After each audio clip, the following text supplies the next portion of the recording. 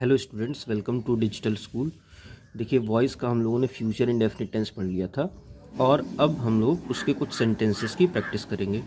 तो चलिए आगे बढ़ते हैं। देखिए, वॉइस के फ्यूचर इंडेफिनिट टेंस की आज हम लोग प्रैक्टिस करेंगे, ठीक है। देखिए, पहला सेंटेंस लिखा हुआ Mohan will write a letter. तो सबसे पहले हम लोग ये देखेंगे कि इस सेंटेंस में स्ट्रक्चर के अकॉर्डिंग कौन सा वर्ड क्या है।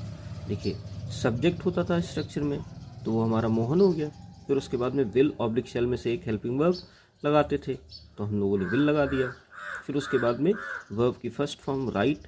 फिर उसके बाद में ऑब्जेक्ट हमारा क्या हो जाएगा, ए लेटर। ओके, देखिए, सबसे पहले हम लोग ऑब्जेक्ट लिखते थे। पैसिव वॉइस में सबसे पहले हम लोग ऑब्जेक्ट लिखते थे। तो ऑब्जेक्ट हमारा क्या है, ए लेटर। तो सबसे पहले इसको लिखेंगे और इसको एज इट इज़ लिख देंगे क्योंकि ये एक नाउन है। ओके, फिर उसके बाद में विल ऑब्लिक शेल में से एक हेल्पिंग वर्ब लगाते थे, तो यहाँ पर विल लगाएंगे, हम लोगों ने विल को लगा दिया। उसके बाद में बी लगाते थे, हम लोगों ने बी को लगाया। फिर उसके बाद में राइट की थर्ड फॉर्म लिखेंगे, वर्ब की थर्ड फॉर्म लिखनी होती थी ना स्ट्रक्चर के अकॉर्डिंग, तो राइट की थर्ड फॉर्म हम लोग लिखेंगे रिटन। ओके, मैंने आपको पहले बताया हुआ है कि राइट की थर्ड फॉर्म रिटन होती है। उसके बाद हम लोग बाय लगाते थे, तो बाय हम लोगों ने लगाया। फिर उसके बाद में सब्जेक्ट लिखा हुआ होता था, तो सब्जेक्ट हमारा क्या है, मोहन। तो हम लोगों ने, ये नाउन है इसलिए एज इट इज़ सब्जेक्ट को लिख दिया। प्रोनाउन होता तो हम लोग चेंज करते, लेकिन यहाँ पर नाउन है इसलिए हम लोगों ने इसको एज इट इज़ लिख दिया। ओके, तो ये पहला सेंटेंस हमारा पैसिव वॉइस में चेंज हो गया। चलिए आगे बढ़ते हैं अपने दूसरे सेंटेंस पर। देखिए, दूसरा सेंटेंस है हमारा आई शैल टीच यू। इसमें सबसे पहले हम लोग ऑब्जेक्ट लिखेंगे। ऑब्जेक्ट हमारा क्या है, यू। और उसके बाद में यू के साथ विल या शैल में से क्या लगाएंगे, हम लोग विल लगाएंगे। आई और वी के साथ केवल शैल लगाते हैं और सबके साथ विल लगाते हैं, तो हम लोगों ने विल को लगा दिया। उसके बाद बी लिखते हैं, तो हम लोगों ने बी को लिखा। फिर वर्ब की थर्ड फॉर्म लिखेंगे। टीच की थर्ड फॉर्म क्या होती है, टॉट।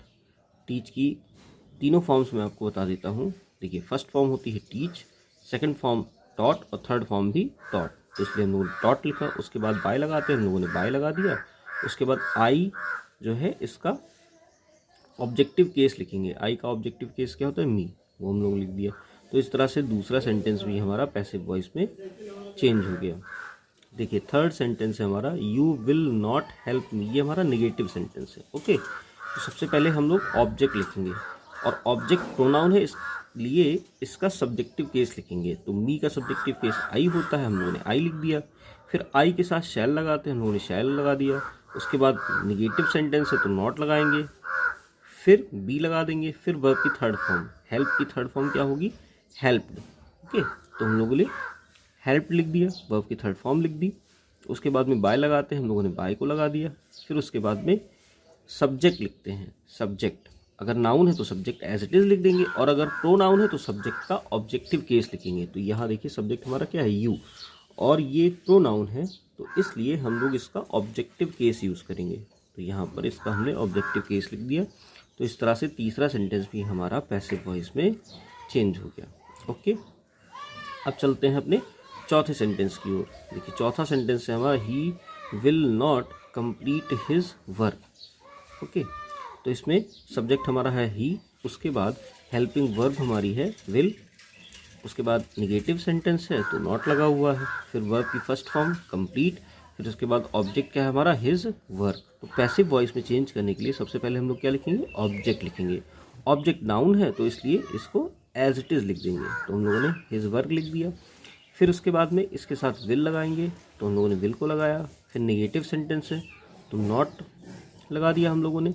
फिर बी लिखना होता है तो हम लोगों ने बी लिख दिया। फिर उसके बाद में वर्ब की थर्ड फॉर्म, देखिए कंप्लीट वर्ब है हमारी और इसकी थर्ड फॉर्म मैंने आपको बताई थी कंप्लीटेड होती है, तो हम लोगों ने थर्ड फॉर्म कंप्लीटेड लिख दिया। फिर उसके बाद में बाय लगाते हैं तो हम लोगों ने बाय को लगा दिया। उसके बाद में सब्जेक्ट हमारा क्या था, ही। अब सब्जेक्ट ही है मतलब प्रोनाउन है, तो हमको इसको कैसे लिखना होगा, इसका ऑब्जेक्टिव केस लिखना होगा। तो ही का ऑब्जेक्टिव केस मैंने आपको बताया था कि हिम होता है, हम लोगों ने हिम लिख दिया।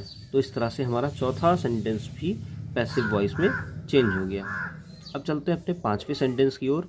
देखिए, हमारा पांचवा सेंटेंस है विल यू पे द बिल। ठीक है, ये एक इंट्रोगेटिव सेंटेंस है। तो इसको स्ट्रक्चर से मैच करते हैं। देखिए, सबसे पहले स्ट्रक्चर में विल या शैल में से कोई एक हेल्पिंग वर्ब लगाते थे, तो हमारा विल लगा हुआ है। उसके बाद सब्जेक्ट लिखा होता था, यहाँ हमारे सेंटेंस में सब्जेक्ट भी लिखा हुआ है। उसके बाद में वर्ब की फर्स्ट फॉर्म होती थी, वर्ब की फर्स्ट फॉर्म है पे।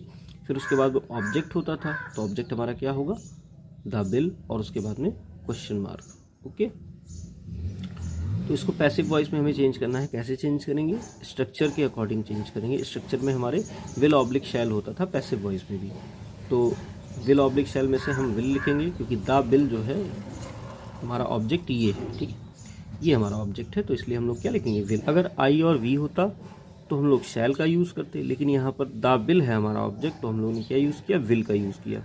फिर उसके बाद बी लगाते हैं, तो हम लोगों ने बी का यूज़ कर लिया। फिर उसके बाद में वर्ब की थर्ड फॉर्म लिखते हैं। पे की थर्ड फॉर्म होती है पेड, पे की फर्स्ट फॉर्म पे, सेकंड फॉर्म भी पेड और थर्ड फॉर्म भी पेड, तो हम लोगों ने पेड को लिख दिया। उसके बाद में बाय लगाते हैं, तो हम लोगों ने बाय को लगा दिया। उसके बाद में सब्जेक्ट लिखते हैं, या फिर ऑब्जेक्टिव फॉर्म ऑफ सब्जेक्ट लिखते हैं।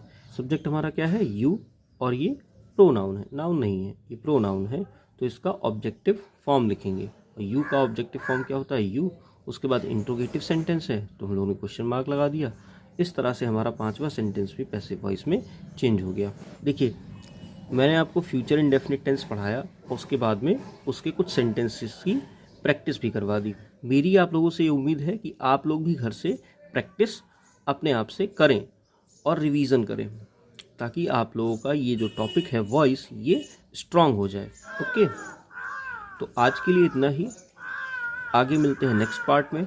आप लोग वीडियोस को वॉच कीजिए, प्लीज़ चैनल को सब्सक्राइब कीजिए, वीडियोस को लाइक कीजिए और नीडी स्टूडेंट्स को इन वीडियोस को शेयर कीजिए। Thank you very much.